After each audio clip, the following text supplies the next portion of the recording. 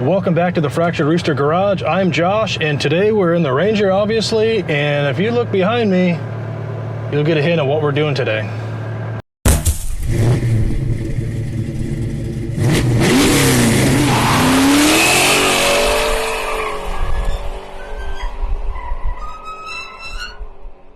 Yep, those are going to go on the Ford Ranger. I don't know if you can see the wheels back there. Nope, you can't, so we'll leave that as a surprise. But I just got a phone call from the local wheel repair place saying my one bent wheel has been fixed. So we were en route to go pick it up. I picked up these wheels. I've been picking them up over the years, honestly. I had a couple of them already laying around. But I picked up the pair that I needed to complete the set just the other day. And I found these tires local on Facebook Marketplace for $100. I think I've got about $75 in all four wheels. And with the tires, we're up to about $175. I'm going to go mount them, which is going to cost another $25. And the wheel repair guy was thinking about $100 to fix that. So all in, we'll be into these wheels for about $300, maybe a little less, maybe a little more. But I hope it's going to bring the stance right where I want it on this Ranger. And it's something that we could unbolt and undo if we want to sell it. But I think a little bit shorter tire is going to help the gear ratio. It's going to get the speedometer back to where it needs to be. It's been off by about 5 or 6 miles per hour. It's 60, 70 mile an hour. It's reading slow. I think it shows 60 and we're really going about 65, 66. So hopefully that gets the speedometer right back to where it needs to be and gives us a little bit more bottom end performance and looks a little cooler. Let's hit the road and get those tires picked up. I'm going to swing by the McConnell Air Force Base here, use the auto hobby shop that's accessible to all current and retired military, and throw those tires on for $25. They let you mount and balance your own tires there for $25 freaking dollars, and that's awesome. I'm glad I said that on camera because I remember I need to go grab my wheel weights to stick on these wheels because they don't provide you the weights. They give you the machinery and some help, but they don't give you the weights. So let me grab those wheel weights, we'll hit the road, and we'll probably pick back up at the wheel repair shop. I couldn't find my wheel weights, so I had to run by Harbor Freight and pick up some new ones. Is it possible to come to Harbor Freight with the intention of spending $5 and is it possible to get out of the store without spending at least $75? I don't think it is. I'm here at Wichita's Alloy Wheel Repair. Pick up my wheel, and I saw something cool I had to share.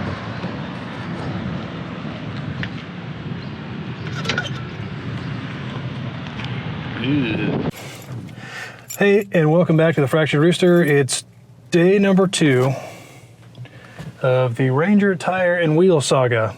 I went and picked up that wheel yesterday that I got repaired. Drove on base to use the tire shop, and apparently they've got new hours now, some COVID hours. They were not open yesterday. They're open today, though, so we had to push it off till today.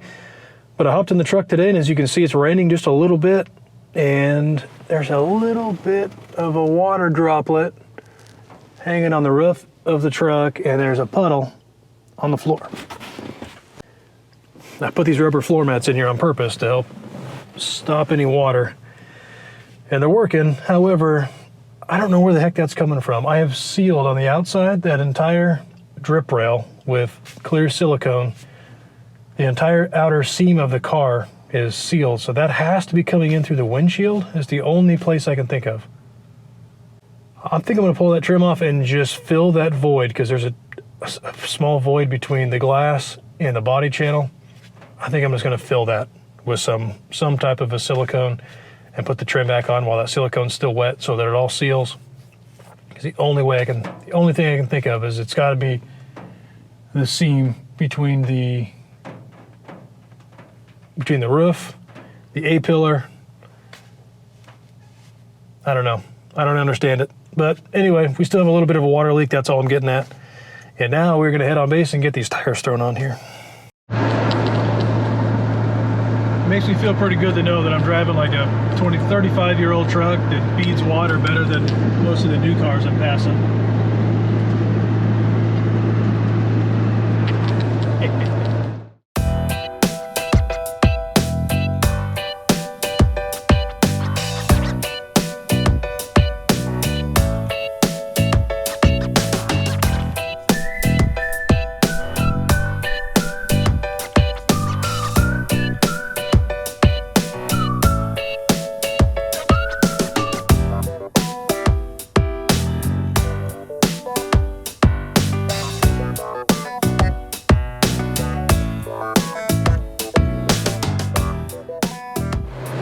Well, I'm on my way home from the auto hobby shop on base. Unfortunately, as you can see, we weren't able to get the front two wheels on. There's an issue with the fitment on the spindle.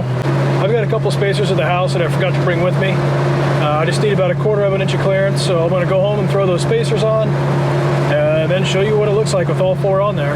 I'm trying to hide my excitement. I'm pretty excited. Maybe I could have gone with a slightly taller tire. I put a 275 40 17 on it, and maybe I could have gone like a 275 45, but my speedometer is perfect. I just checked it with the GPS on my phone, and it is spot on at 60. So it's got the factory diameter tire on it. It just looks funny because of the big wheel. So it's got quite a bit of wheel well showing. We may have to address that with cutting a coil, or maybe finding some different coils. I'm sure somebody makes a drop coil for these, maybe a shackle kit for the back or something. But yeah, we'll see you back at the house when it's on the ground with all four wheels on.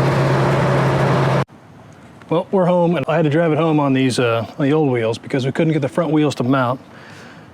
The hubs themselves are about 64 millimeters, and I think the centers of those wheels are like a 61 or 60. And I didn't really want to get in there with a rasp or a file and ruin the center of those wheels for somebody else in the future. So I bought some wheel spacers because we really only need about 1/4 of an inch of clearance. So I went and bought some 5/16 wheel spacers, which should fix the problem.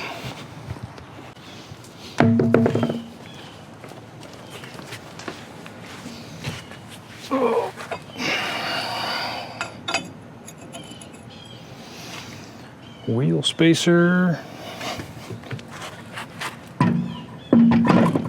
Bang. Fixed it.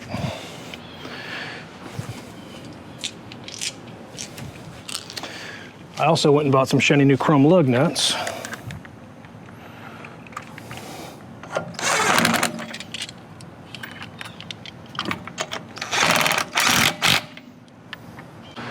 Well, there it is. And I gotta say, that looks incredible. I did not think those were gonna look that good. I knew they would look good, but not that good. The fitment, the tuck, everything about it is exactly what I wanted.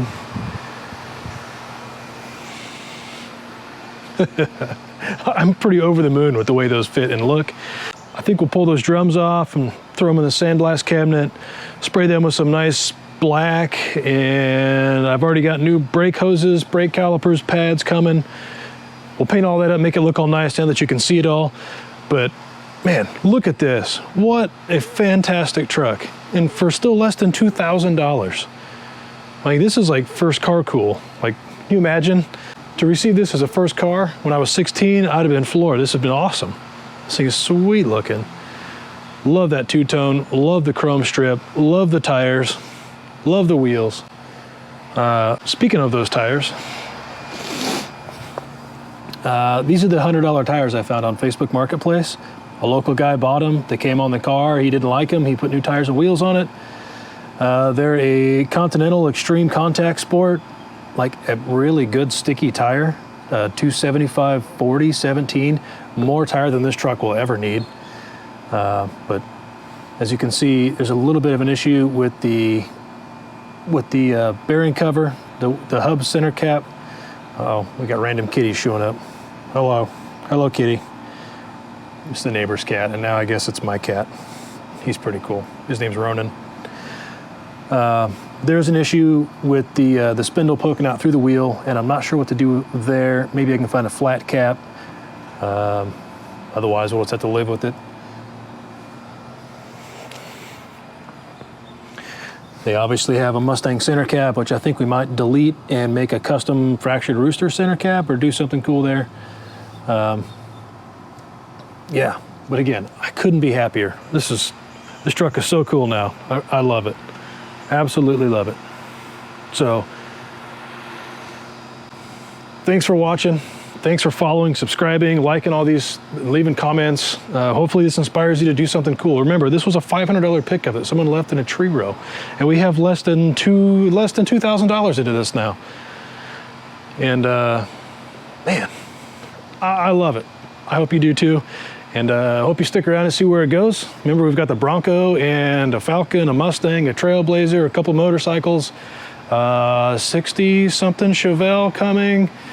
A couple other projects I don't want to talk about yet, but we have a ton of cooler projects coming.